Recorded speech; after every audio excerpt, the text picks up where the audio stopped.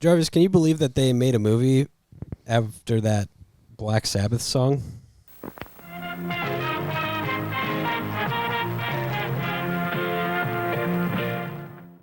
Oh, That's it. that was it. Okay. Man, I feel like we do this every couple of weeks or so. Yeah, routinely. Crazy. This is Full-Time Movie Fans. Welcome back. And we've been full-time movie fans. Yeah, we're I full-time. can't do words today. That's okay. This whole thing is just a bunch of words. It's been one of those days for you, huh? I got to call some people.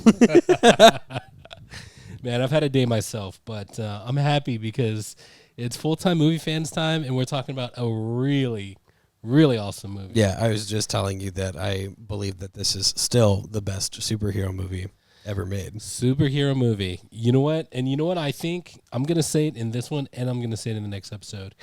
The next one that we record after this, I would argue, is the best comic book movie that I've seen. Ooh, interesting. Yeah. Interesting thing to say. Yeah. Because I've read them. You know what? That's kind of funny. I guess, we pick movies at random usually. And I know that a few of the ones we picked recently have been kind of similar. Yeah. This is no different. They're both comic book movies. Yeah, sort of, if you want to call it a comic book. Oh, I do. So, to finish up, yes, I do. Yes. This Full-Time Movie Fans, I think I've said that 15 times already, but I am one of the hosts of this YouTube podcast show. And I'm the other host of this joint. This is Jarvis. And this is also Jarvis. Get your fill of Jarvis. This is not the Jarvis part's not a joke though. If you're here for the first time, this isn't an Iron Man joke. I forgot. Yeah, because his name is Jarvis. Yeah, spoilers. We're doing Iron Man. This is our first review. Yeah, if you can't read, we're doing Iron Man. Yeah, that's. I mean, you know this. You clicked on the video, right? You saw that we're doing Iron Man. Yeah. But yes, my last name is Jarvis. People just call me Jarvis, and so yeah, I have a funny story that I don't know if you know. But in my work experience, I was working at a collision center repairing vehicles. We have to call out to insurance companies sometimes. And while I was doing that, I called out, and it's common practice to take each other's names for your notes. I talked to so-and-so on this day. So I'm talking to the girl at the insurance company, and she says, "Hey, what's your name just for my notes?" And I just usually give my first name, and she asked for my last name too, and I was like, "Oh, Daniel Jarvis." And she kind of chuckled, and she's like, "That's funny." And I was like, "Yeah, I know. I get it all the time since Iron Man. Everybody always just likes my last name because of it." And then she says, "Yeah, I get that too." And I was like, "Really?" And she was like, "Yeah, my last name is Stark."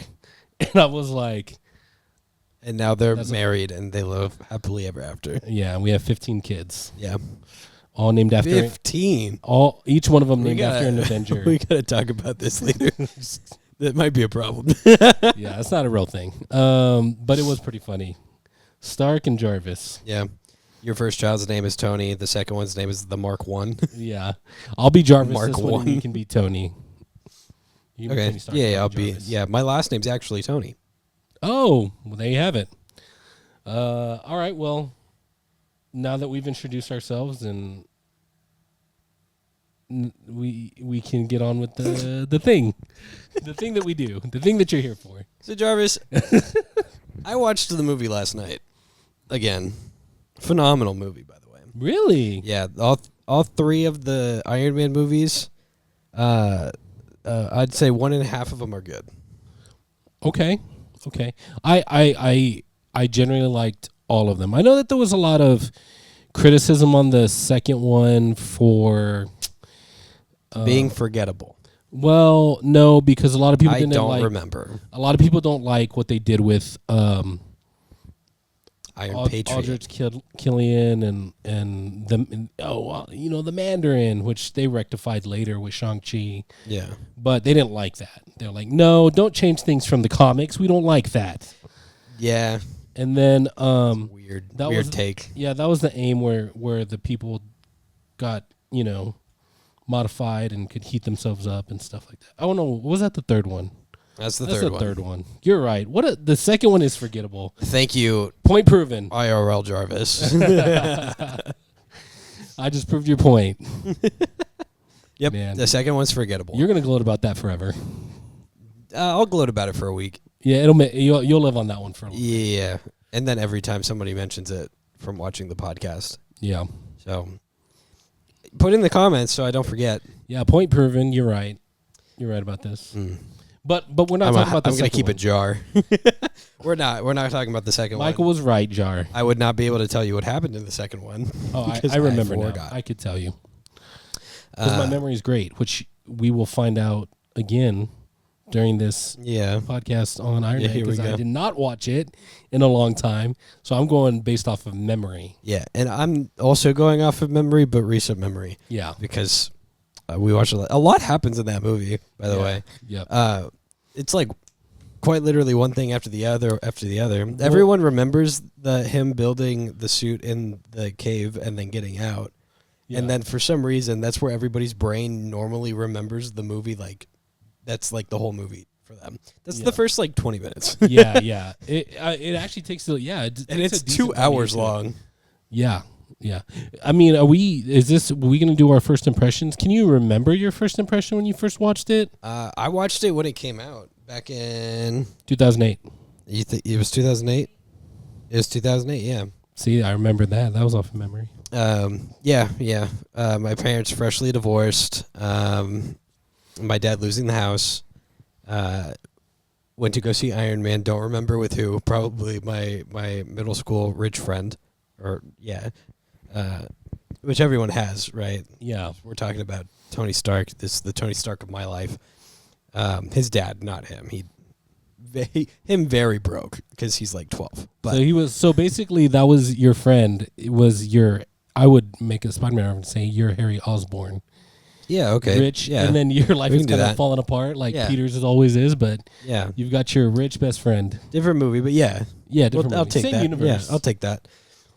Well, different universe, but same universe. You know what I'm saying? Yeah, Yeah, exactly. different multiverse. Yeah. God, this is going so well so far. This will be in our top 5 best. Yeah. The top 5 best ramblings. So I remember liking it. I also remember not remembering any of it until I rewatched it like a year ago with Sybil when she forced me to rewatch everything.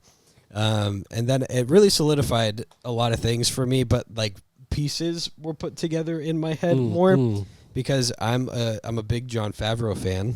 Yeah. But from before the Marvel Cinematic Universe came to be. Yeah. From Chef and Chef was great. We're going to have to do that one. Yeah, and Elf. Love Jon Favreau. He's a very, very funny man. Very great producer too. Obviously. Yeah, apparently. Well, I mean, he's done a lot of stuff for Marvel / Disney. He's done Star Wars stuff. Yeah, he was doing the Mandalorian, right? Yeah. So Well, not only that, when you say he's done things, he's basically made them. Yeah. Because he's also the executive producer for all of them. Yeah, and I was going to mention this. He really went up to bat for Robert Downey Jr. Yeah. Because they didn't want him. Nobody wanted him. He was kind of in a rough spot.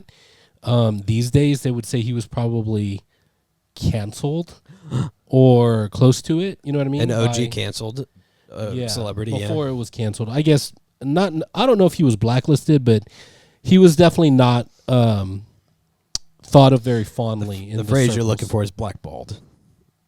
Okay. This is a blacklisted means he doesn't get jobs. Blackballed just means that like your reputation is so bad that people don't really want to give you jobs. Yeah. It's slightly different, but pretty much the same thing. Yeah. Turns out that Jon Favreau was absolutely correct because he's like the only person for the job. He is Tony Stark. Like he is Iron Man. Like I couldn't tell you how exactly this whole thing came to be. I can't tell you if I think the script was necessarily like the very best or if Robert Downey Jr. really just took what they were doing and like ran with it. But this whole thing came together like I would say that beautifully. he manufactured a great persona and flew away with it. I would say that he. You get it? I do. Okay. I would say that he had destroyed his own reputation from being an asshole so much that he just showed up to set and started saying lines. Hey, I would say that's probably what happened. Because I feel like that's kind of what we do. We just kind of show up and just say words. Yeah, well, hopefully our reputation's not so terribly destroyed that if we could pull it off as I well. think we can for now. I think saying somebody could pull off like OG Tony Stark is an insult, you know? Because he is just insufferable. But like Robert Downey Jr. pulled it off to a point where you're like, man, this guy's a dick. But I really like see him pulling through. Yeah, I feel like when we did Deadpool, I mentioned that Ryan Reynolds is not really acting; he's just being himself. Yeah. On camera. Yeah. I do feel the same way about Robert Downey Jr. as Tony Stark / Iron Man. Yeah. To a lesser degree, just because I think Robert Downey Jr. as a person is a better person than Tony Stark was in the beginning. Yeah. Like by the time we get to spoilers, Endgame, when he dies. What? Yeah, sorry if you haven't seen Endgame. You telling me Tony Stark? You telling me Darth Vader's Luke's father now? I'm telling you all the things. Tooth fairies are not real. Then why did I see Dwayne the Rock Johnson in that one movie?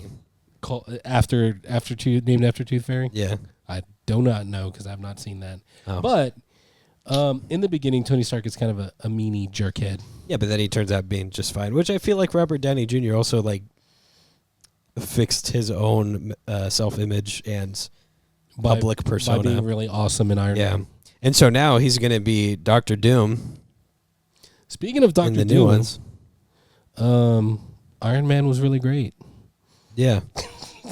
I agree. You should watch it. I still maintain that I believe that this Iron Man 1 is the best superhero movie ever done. So, but your first impressions weren't very strong because you don't remember much of it, and you were surrounded by a lot of well, let's be real. I was going through a lot. Yeah. That's what I mean. It's kind of heavy stuff. I was going through a lot. I was 10. Yeah, that's too much, man. It's like asking a 10-year-old what they had for breakfast. They're not going to be able to tell you. Yeah. At least not me. I wouldn't have been able to tell you. I probably couldn't tell you right now. What'd you have for breakfast? I'd rather not say. Oh yeah, that bad? Yeah, that bad. Mine was hot dog from Costco. Nice.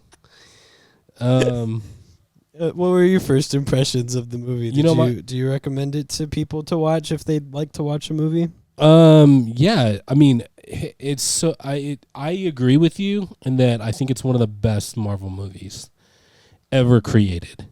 It's so good. I mean, you look at the good and the bad. The whole Marvel Cinematic Universe, it really truly stands on Iron Man's shoulders. This first movie. Yeah. And I gotta say, 2008 was so long ago. Don't even remind me how many years that is. I'm not gonna do the math because I'll just get into a depressing spiral. 14. Oh, you son of a gun. That was a long time ago. Yeah, sorry, 16. Stop. But with CGI even back then, you watch Iron Man today, it still holds up so well. I think it's a little noticeable. It's a little goofy. It's showing its age a little bit, but I think that for the most part, I don't think it's as drastic of noticing it as much as I don't know. I don't have any real examples at the moment, but you know what I mean. this So yeah, great. I would watch. this episode's going down as definitely one watch of our all-time best ones for sure. Yeah, I mean, sure. if someone ever makes a list in the future This is of our this is channel, gonna be up there. Yeah, this is gonna Yeah, be. this one's definitely one of the best ones. Yeah, it's a good thing that we prepare. So let me tell you what happens in this movie, because there's a lot. There's a lot that happens in this movie. Yeah. And I'm probably going to forget some of them as we go through. And this is the time that I'd like to remind everybody watching that, yeah, you're watching us talk about movies, but you're also watching this not because you want me to recall everything exactly as it happened, but because you like watching me fail miserably at doing that. That's the reason why I come here. Yeah. It's like, imagine like if your 10-year-old cousin just watched his first movie and then ran up to you and like vomited out everything that he just saw from the screen. That's pretty much what you get with these run-throughs. Yeah. So let me do that for you right now. Tony Stark, much like every 10-year-old boy, dream, has $1 billion and can do whatever he wants. And what he does with that is he makes weapons. Yes. And sells them to the government. Yeah, he uses his brain, massive brain with technology to make weapons. It's from Daddy's company. Yeah, Daddy started it. Yeah, Daddy started it. He continued it. And he's going to go sell a bunch of Jericho missiles, which are these massive over-the-top, like, one missile shoots like 800 missiles. How many missiles can I get into one sentence? So many. And as he's going to do that, their Humvee gets blown up and he gets captured. Yeah, I think he makes the deal and they start to leave. And Yeah. big explosion. I'm going to gloss over all the background exposition because, I mean, if you're watching this, you know. I'll interject stuff occasionally if I think because it goes from, boom, Humvee explodes to, who's Tony Stark? But we all know who Tony Stark is. That's not a little secret. Yeah. So he wakes up with a tube in his mouth and some wires coming out of his chest. I think an important part that you did actually gloss over was that Swear to God, Jarvis. the missile, it lands next to him. He sees his name on the missile. Yeah, and Stark then it Industries, explodes. and then explodes in his face and puts shrapnel on his chest. Yeah. That's an important part. That is an important part. You're correct. Yeah, it basically motivates the rest of the movie. Yeah, it does. Yeah. So he wakes up, wires coming out of him. He's got this like mechanical heart now strapped up to a car battery, keeping him alive. And this other dude there, who I don't remember his name, but very nice scientist dude who kept him alive basically. And the leader of this group, this militant group, walks in. He goes, "You make the Jericho missile for me, and you live." And Tony Stark says, "No," and then gets waterboarded and dunked into a tank. Yeah, and then he's like, "I don't have a workshop and I don't have any tools." And they're like, "Don't worry, we got you." Yeah, and they said, "Make a list." And so he made a list. And like again, this happens in the first like 20 minutes, 25, 30 minutes of the movie-ish. But he's making the missile, but he's actually making a suit, a funky suit, to get him and his new scientist friend out of captivity. Which, when you think about it, it's kind of crazy that he was putting together a suit and they didn't notice as they were watching him 24/7. Yeah. That, hey, there was this thing over here that doesn't look like a missile at all. It looks like a humanoid contraption. Yeah. And the first thing that they actually build is not the suit, but they build a like perpetual renewable energy thing. Yes, the arc reactor. I was going to say it. Don't worry. Which is just like a smaller version of what they'd created at the Stark Labs, which no one thought was possible to make it like a smaller one. But he pulled it off with a box of scraps. With a box of scraps in the cave. It's one of my favorite lines. We'll get to that one too. Yep. And so he's not hooked up to a car battery anymore because he's got his funky little Space Jam of a heart. Yeah, isn't it just like holding the shrapnel from going further in his chest? Yeah. Basically. Yeah, and keeping his heart from imploding, I guess. Yeah. And then because an imploding heart is bad. Yeah, very bad. Very bad. You do not want arguably, yeah. And so they build the suit, They break out. Very stylishly. I think. Very stylishly. It's a very like juggernaut looking suit. Yeah, thick and clunky, but but it works. And as soon as he escapes, it like blows into pieces, and then they find him and rescue him. Yeah. And then he goes home. First thing he does is gets an American cheeseburger. Which is a thing that that becomes a thing later on too. Yeah. And then the second thing he does is he holds an emergency press conference where he says that they are no longer going to manufacture and sell weapons. Yeah.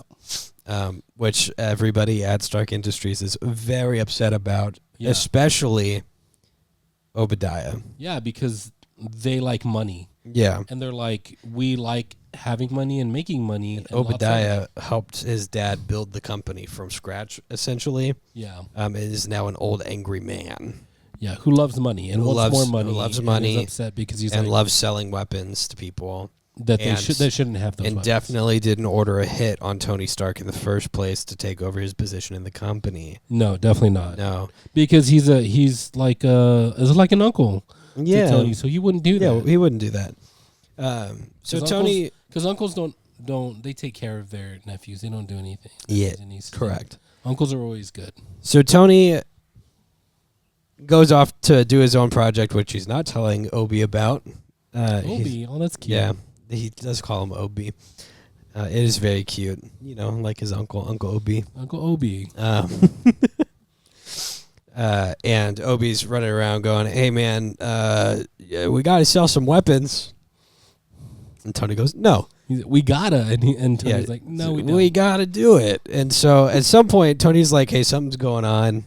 I need you, Pepper, my assistant, I need you to go get information about where all of the weapons have been like sold to recently, so I can just go and destroy them with his new and improved Iron Man suit that he's made, one that looks a lot more similar to the ones that we're used to. Yeah, well, there's a whole montage of him like it's a very silly montage too, building the suit, testing it out. He's got his AI robots helping him. He's got one robot with a fire extinguisher and one robot that basically is like just holding a camera.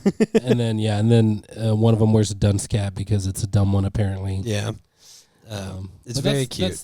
That's like his training. Session. Like the whole montage of that. Yeah. So Pepper goes into the Stark Tower, Mark 1, I guess. And goes and downloads a bunch of files, and then Obi tries to stop her, but fails to stop her in time. He doesn't really know what she's doing. She's kind of. He knows something's up. Yeah, she's being covert, and then she kind of does the whole switches the computer screen at the last minute before he can see it. Yeah. He leaves. She takes out the thumb drive and is out of there, and then he goes and sees the computer. It says download complete. He's like, oh no, fuck. Yeah, but doesn't say that because Marvel didn't say that yet. No, the first which is one, crazy. The first one was which just is crazy. Recently. Yeah, in Deadpool 1. No. Guardians of the Galaxy 3. Very, very well put too. Yeah. And then a bunch of shenanigans happens. Obi goes and gets the design from the dude he ordered the hit from initially. And he's like, you build me a bunch of Iron Soldiers, I give you the design. And Obi goes, better idea. I get the designs, you get nothing. Because he's evil now. Classic Uncle Obi. Yeah. And then Pepper goes to Agent Coulson, who's been trying to get a hold of quite literally everybody. Which I also, last night, was like, oh my God, Agent Coulson. He was back from the very beginning. That's crazy. Yeah. Because I didn't. He was a. I don't think. An OG. I don't think I noticed or cared about Coulson until. I don't know. Would it have been like Agents of S.H.I.E.L.D.? No, it would have. The first Avengers. Yeah, that makes sense. And I was like, oh, Agent Coulson. He's a dude. And then he became a fan favorite. Yeah, which I guess is why he continued to come back and then got Agents of S.H.I.E.L.D. for himself. The best heroes always come back. Yeah. And so Pepper's trying to expose all of this stuff, including the fact that a hit was ordered on Tony. in the first place, and that's why all of this is happening. By Uncle Obi, that's By son Uncle of a gun. Obi. Yeah. Of all people. What's with the guys named Obi just trying to kill the people that they're supposed to be training, you know? Obi-Wan? Yeah. Crazy. Beware. So I had no idea what we were talking about. That's okay. I was in the same wavelength with you. Thank you. I hoped you were. So a lot happens all at once, basically. So Obi got the plans. I guess, starts building a bunch of Iron Man suits for himself. Pepper's trying to expose things. Obi goes to Tony's house and paralyzes him and takes the arc reactor because the scientists are having a hard time very sneakily building the things. He bribes him with pizza. Yeah, bribes him with pizza. That's how I would die. Somebody would bribe me with pizza and then I'm dead. Make note, everybody. He said it. You know how to do it now. Jarvis can never trust pizza ever Don't again. threaten me with a good time. My pizza is my last meal. So be it. From where? Huh? I don't know. The best pizza spot in the world. Which is? I don't know. I'm not well traveled when it comes to pizza. I hear it's really good in New York. Never been. What's your favorite that you've had? I think the best is a Naples style at Dough Pizzeria here in San Antonio. Okay, that's one of the best ones. I don't know if you've ever been there. Okay, but I have not. Amazing burrata, and that's probably the best thing to have. But all their pizzas are phenomenal. Okay. A recommendation from Jarvis. Yeah, it was on Food Network. We're travel podcast now. And Man vs. Food, I think, also. A Man vs. Food. Good. All good the hits from 2008. So Tony's dying of cardiac arrest. Just like I would be with that last pizza. I did miss an important part. At some point, he needed Pepper to go and help him replace his reactor with a better one that he made in-house. And we learned that like a sterile environment with real technology. Yeah, it makes it a lot easier. Yeah, he rebuilt and she takes it out and she says, "What do you want me to do with it? Do you want to keep it?" And he said, "No, why would I do that?" And so, surprised, she kept it as a gift and put it in a little case that says proof that Tony Stark has a heart, which we see all the fucking time after this movie. So much. I feel like they have to put it into everything that Tony Stark does from there on out. It was even in Deadpool vs. Wolverine. Or Deadpool and Wolverine. It sure was. It was right there. So, anyways, back to Obi trying to kill Tony with his own hands this time. Tony doesn't ever give up, which is like a really endearing character trait for him. Is that when he was in the cave... I think he's just stubborn, and he doesn't like to lose. I know, but even in the cave, when they were going to kill his scientist friend, he was like, "I need him." And they were like, "You have 24 hours or we kill you both." And then it's just a montage of him like just hammering metal stoically. Muscularly, I would say. He's all sweaty. You're like, damn, they pissed him off. Yeah, I mean, he's got veins everywhere, looking like a stud. You okay over there? I don't know. You need a towel? Yeah, I feel like Deadpool when he was looking at Wolverine's abs. Nice. In the movie. That's how nice. Reminiscing about Tony Stark striking metal on metal in a dark cave. Much like that scene, we get another indomitable human spirit moment from Tony where he's like literally crawling on the ground trying to get to the other reactor to plug it back in. And then once he does, he's pissed. Wait, where are we at right now? Is that when he gets the ear sonicked and he's all paralyzed? Yeah. This is slightly afterwards. Okay, yeah. And then his friend who works in the military, that I forget his name because he Terrence Howard. Yeah, he turns into Don Cheadle later. He does. He upgrades to Don Cheadle. Yeah. Don Cheadle, arguably less fitting for the character, but not as crazy as Terrence Howard. Oh yeah, so that's absolutely. always a plus. Shows up and he's like, "Whoa, what are you gonna do?" Yes, yeah, Rhodey. Yeah. Goes, "Well, what are you gonna do?" And Tony goes, "I'm gonna stop him." Gets his Iron Man suit on and goes. And at the same, he does what? And at the same time, Pepper and Coulson are breaking into the Stark lab to try to bust Obi in these Iron Man suits that are being made. And I don't know what happened to Coulson. He just like kind of disappeared after Obi showed up, I guess. He was making his way to the end credits. Oh, okay. That makes sense. Oh, he got knocked out during the first attack. Okay. Like a hero. Yeah. A hot take. Coulson probably could have taken care of Obi on his own. I mean, I think so. Yeah. Hot take. Why do you disagree with that one, huh? You strongly disagree. Okay. Well, you just don't believe in Agent Coulson then. Yeah. The man is the definition of indomitable. He's also very like cool and collected all the time, which is kind of crazy. He's usually the smartest one in the room, except when he's in the room with Tony Stark. Right. In which case he's annoyed. Yeah. So a bunch of stuff happens. Obi gets in one of the suits and is like, "You'll never stop me. I'm evil. You like weapons. I like weapons." What did he call his suit? He had a dumb name for it. I don't know. I don't remember. He called it the Obi suits. The OB, like the letters OB suit. OB, Mark 1, OB1. Nice. OB1, very good. Put that in the comments. I don't know. Well, this is a great episode. Thanks for having me. In case you forgot, we're reminding you how great this episode is. Yeah. I feel very on game today. Yeah, subliminally, so that you can be brainwashed into, oh man, it was a great movie. They said it so many times how great it was. Yeah. It must be true. Top 5 for sure. This one goes right under Hero. Yeah, exactly.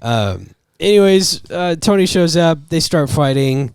Obi throws some cheap shots, like, sad that you have to die giving me the greatest weapon after you tried to stop doing. I don't know. I'm not as words are difficult today. I'll say he one of the. I mean, it's a great fight. It's a great fight. I think the the whole fight. Yeah, you're doing great too. Yeah, I'm catching your. Your tongue tied. You know a great line.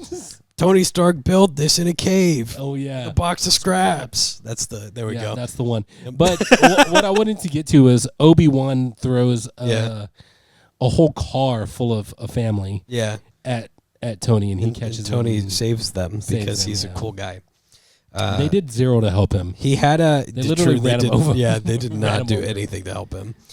Tony really turned around from being a kind of an asshole to being less of an asshole, but he's still very helpful. He's still cocky. He's still like.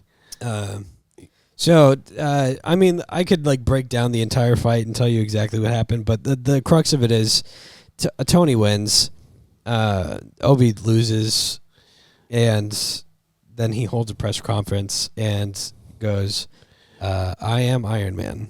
Yeah, and then we get the Black Sabbath song. Yes, the one that started the whole and then thing. A crazy end credits scene. Which, do you remember the end credit scene for Iron Man 1? Yeah, it's literally... It's a call from Samuel L. Jackson as Nick Fury. Yes. Telling him, like, oh, well, we're putting together... We're gonna put together a team. Yeah. I'm putting together a team. That's exactly what he says. And then apparently they cut out, like, a second half of it where they just start talking about gamma radiation and... mutants and all kinds of stuff. Yeah. Which I think is crazy. I didn't think that there was that much foresight for it. Way back then. Yeah. It's crazy to think back on these things. Yeah. Isn't it crazy to think? Knowing what we know now.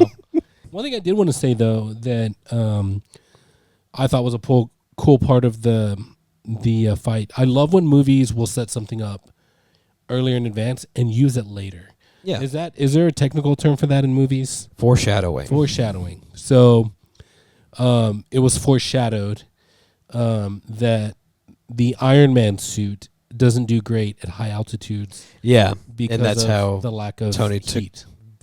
Beat Obi. Yeah. See, how did you take care of the frosting issue? So what frosting issue? And then he pulls out a can of whipped cream. Yeah, and then they kiss. Yeah, and they both have whipped cream on their noses. A good uncle nephew kiss. No.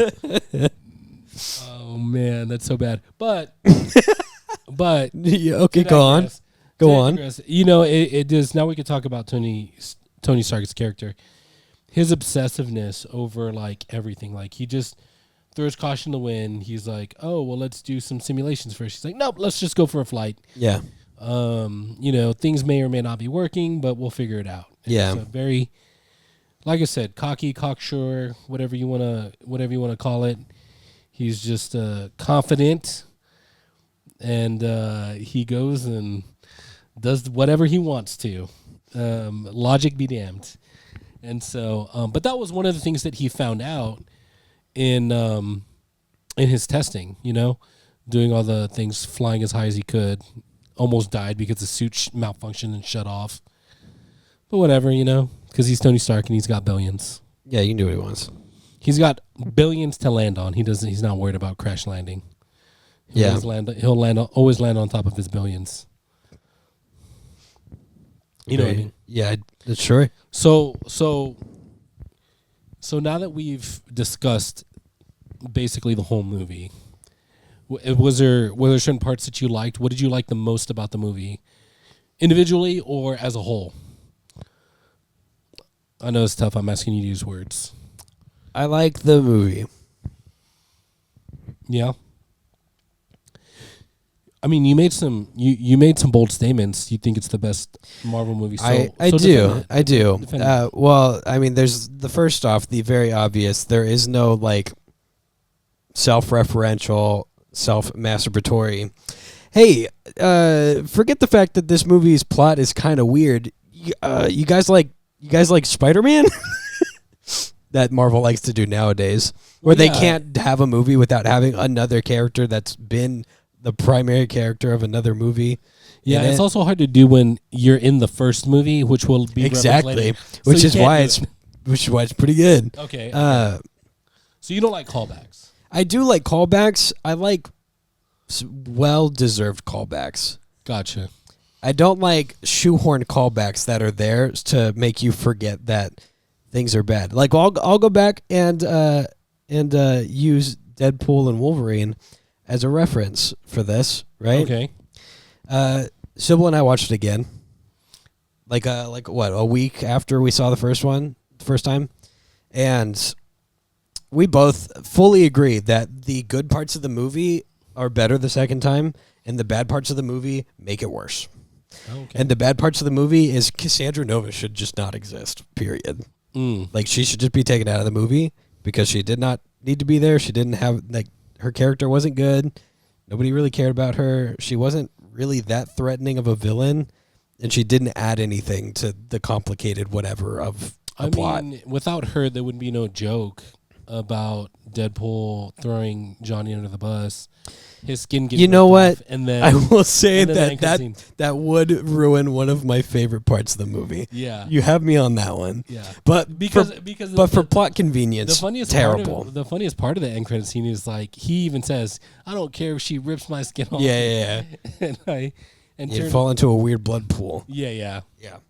But that's what random callbacks do, is that we got, whoa, look, it's Carmen Electra and Blade and Gambit. Don't worry about Cassandra. We'll get past her in a minute. Look, every Deadpool that has ever been a variant in the comics ever. It's I have to correct you real quick here before someone does in the comics. Oh no. In the comments, sorry. Not Carmen Electra. Carmen Electra was a model in the late 90s. I'm going to keep on saying that then. Carmen Electra. Electra is just Carmen Electra.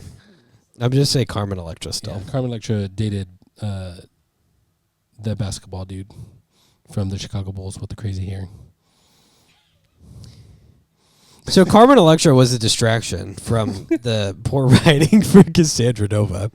And Cassandra's not even a good character at all. Maybe Carmen Electra should have played Cassandra Nova. Oh, you know what? Yeah, that solves the problem entirely.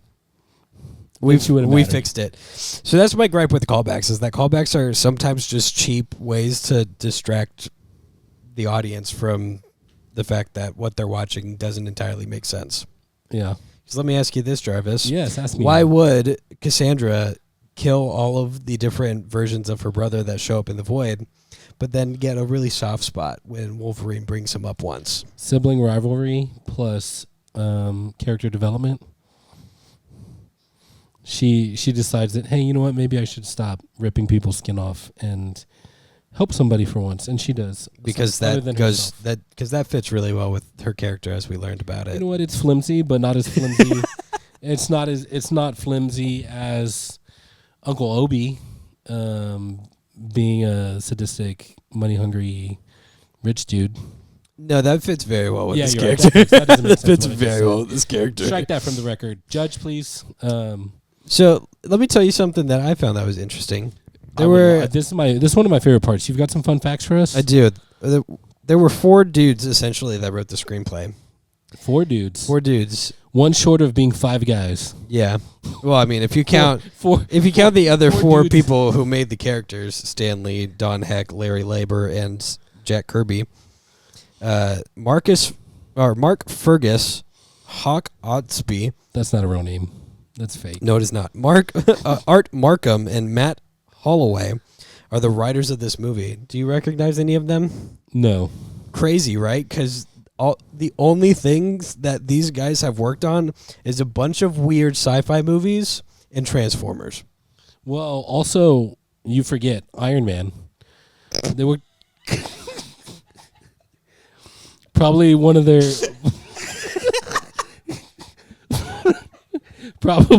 greatest collaborations and things to date. A classic movie. Don't forget that one. We got him, folks. Oh no, we made him laugh. So yeah, two of the guys worked on Transformers so red movies. Yeah, no, it's great. 2 of the guys are Transformers movies. The other 2 were weird sci-fi movies. Hard, so usually the puns are like weird cough bad.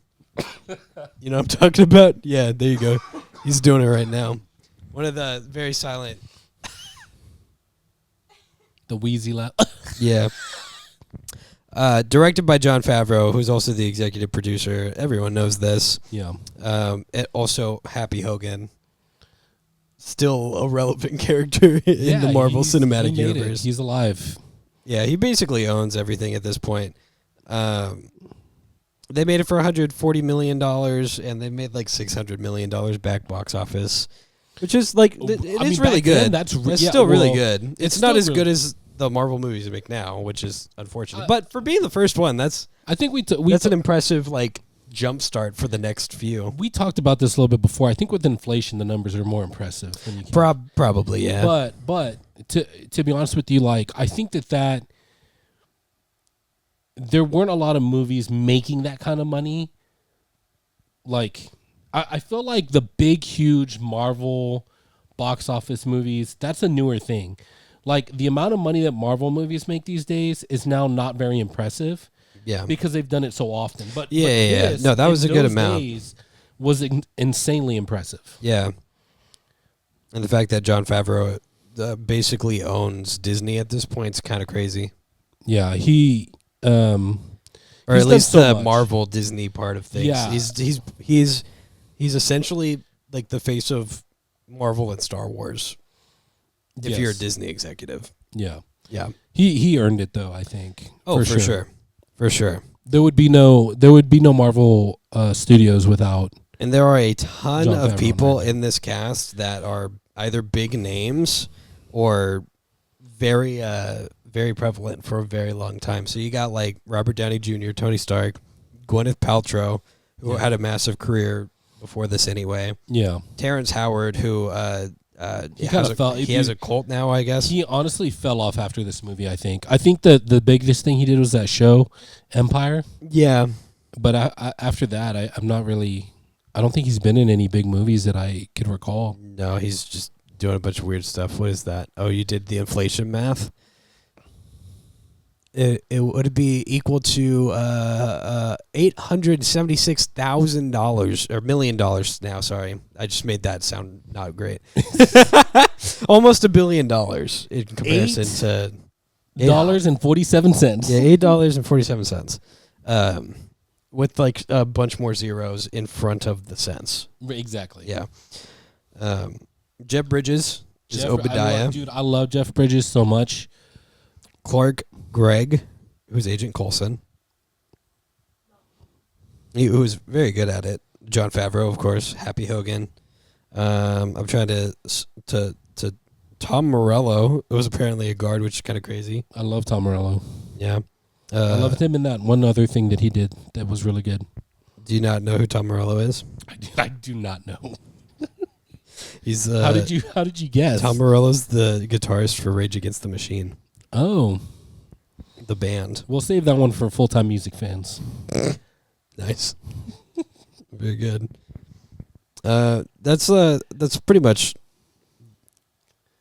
It just kept on going down to more and more like extras in the movie, but yeah, that's pretty cool. It's a very well put together movie. I think it's one of the best Marvel origin stories for sure. Yeah. I think they did a great job just building that strong like motivation that was a strong through line through his character till the very end. You know what I mean? His character throughout all the movies has had strong character development that makes sense. You know what I mean? Yeah. This is one of those movies that is going to be a classic. It is a classic. It's 16 years old. Stop. Golly, man. Just throw my mortality right in my face every time we hang out. Remind me how old I am. Yeah. I didn't even talk about my bad knees once today. Till now. I think that'll do it for this episode. You think so? Yeah. I think we could go for another 14 minutes. I don't know if your knees will make it. Dang. That's true, but you were carrying the heavy load on this one. Oh, thank you. So my knees feel pretty great. Oh, wow. This is a great metaphor. Yeah. I also have to make sure that the computer doesn't run out of disk space. Yeah. You know what? Let me also say this though. One thing I do not like is in superhero movies that I don't know. You could argue started with this one maybe. The trope of the hero fighting his alter equivalent. You know what I mean? You don't like that trope? I do not like that trope. Why? Because it's so played out and it's just like, oh, the only thing that can challenge this guy is another guy with the exact same power set. You know what I mean? Like Didn't they just do that with Deadpool and Wolverine too, though? No. Weren't they like fighting each other for half the movie? The bad guy was that dude from the TVA. Are you sure? Because they really wanted us to think it was Cassandra Nova. Yeah, he was the bad guy. And yeah, I just wanted to say that I don't like that because I know one of the worst movies that has come out of Sony. Mm-hmm. It's Morbin Time. Mm. I thought you were going to say the Emoji Movie. Oh well, I actually think the Emoji Movie is better than Morbius. Whoa, So, not really a hot take, but no, not really. It's a very, very lukewarm take, because it's just true. Does lukewarm mean more accurate? I don't know. But what I will say is that I just don't like that. It's just boring, I think. Be more creative with your villains. Yeah. Right? Be more creative with your villains. I don't think it's a bad trope, to be fair. I think I think I could agree with you that it's like a cheap way to resolve internal conflict with your main character. Yeah. Because by the point at which they're supposed to have this fight, they're already supposed to be like morally changed. And so having them fight themselves doesn't really... It's like them fighting themselves from before, which we already know wasn't the best version of themselves. Yeah. Yeah. It's kind of cheap. But I don't think it's a bad trope. I think it's a good way to wrap everything into it's good in a this little movie. bow. The Iron Man. Yeah, what would we rate Iron Man out of, autonomous AIs? I'm going to rate it up. Yikes. Out of 4. Oh, okay. Not yikes. I'd say it's like an 8.5 out of 10. Wow, you really like it. Yeah. You know what? I agree with you completely. 8.5. 8.5 out of 10. Mark 10. I'm cutting it there. I'm cutting it there. Hey, thanks for watching. Subscribe if you think that this was the best episode. And then if you don't think it was the best episode, subscribe so that we know. You know what? A friend of mine gave a like and a subscribe in a cave with a box of scraps. I think you can do it from the comfort of your home with your AC and your computer, laptop, phone, iPhone 15, whatever it is now these days, 18 / Samsung, LG, Androids. We hope your day is everything you dreamed it'd be and more. And more. Smooches. Bye. Love ya. Hey, full-time MFers. You like this video? 'Cause we sure did. If you liked it, maybe you should share it with your friends. Maybe like the video and subscribe. If we were you, that's what we would do. I mean, if I was watching this, I'd be all over that. Like, and I'd hit that share, and then I would hit that subscribe in that order. Yeah. There's also another video that's popped up. YouTube thinks you like this one, so you should watch that one now. See you next time.